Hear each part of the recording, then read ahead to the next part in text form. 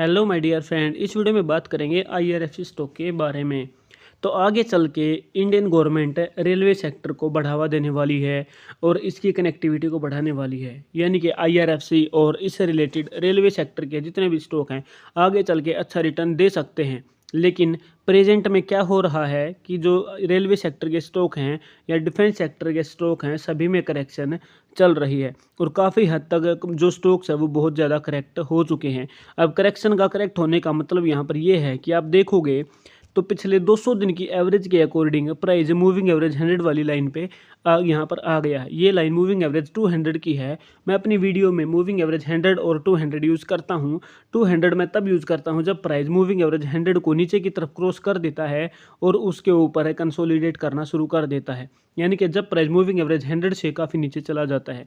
Simple है, यानी कि आप जब पिछले दिन की कैंडल्स की एवरेज निकालोगे, प्राइस की जब एवरेज निकालोगे, उस बेस पे अगर आप ट्रेड करोगे तो अच्छी ट्रेड आप ले सकते हो और अच्छा प्रॉफिट वहाँ पे निकाल सकते हो। अब आप यहाँ पर एक चीज़ को समझोगे तो जब आप इसको कैंडल्स को लाइन में कन्वर्ट कर दोगे तो आपको एक चीज़ यहाँ पर साफ साफ दिखेगी। तो यहाँ पर आपको एक पैटर्न बनता दिखेगा। सबसे पहले आप इस पैटर्न को देखोगे तो यहाँ पे आपको एक हेड एंड शोल्डर पैटर्न बनता दिख रहा है। जब एक हेड एंड शोल्डर पैटर्न बनता है तो उसके बाद से प्राइस में गिरावट होने की पॉसिबिलिटीज बनती है। लेकिन वही चीज़ अगर आप यहाँ पर देखोगे तो आपको एक inverted head and shoulder pattern यहाँ पर बनता हुआ दिख रहा है। यानी कि जब जब किसी भी स्टॉक में प्राइस इस तरीके से मूव करता है कि वहाँ पर इन्वर्टेड हेड एंड शोल्डर बने तो वहाँ से प्राइस ऊपर जाने की पॉसिबिलिटीज़ मैक्सिमम बन जाती हैं। ये आप कहीं भी जो कैंडल्स हैं उनको लाइन में कन्वर्ट करके किसी भी स्टॉक में जाके चेक कर सकते हैं, आपको ये चीज़ क्लियर हो जाएगी। इस तरीके का पैटर्न आपको जहाँ पर भी दिखेगा उसके बाद से प्राइस में एक मूव आपको देखने को मिलेगी। इस पैटर्न को आप ध्यान रख सकते हैं। दूसरा क्या है कि ये प्राइस मूविंग एवरेज 200 के ऊपर आ गया है।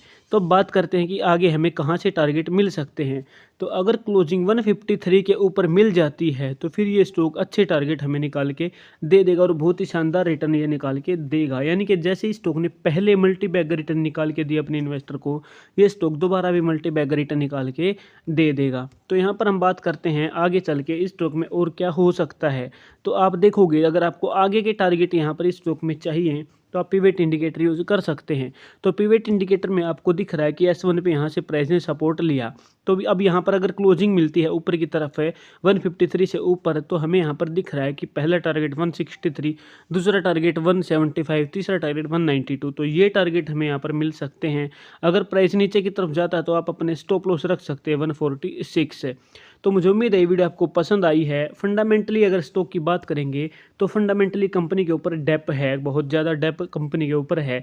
दूसरा डेप किस तरीके से है, अगर कोई कंपनी फाइनेंस करती है तो उसके पास पैसा होना बहुत ज़रूरी है, तो वो बोरोइंग करती है। यही रीज़न है कि इसके पास आपको बोरोइंग दिखने की वजह से इस कंपनी के ऊपर आपको डेप दिख रहा है। तो मुझे उम्मीद है वीडियो आपको पसंद आई है। वीडियो पसंद है वीडियो को लाइक करें और चैनल को सब्सक्राइब करना ना भूलें। किसी भी स्टॉक में विदाउट स्टॉप लॉस एंट्री ना करें। Thank you very much.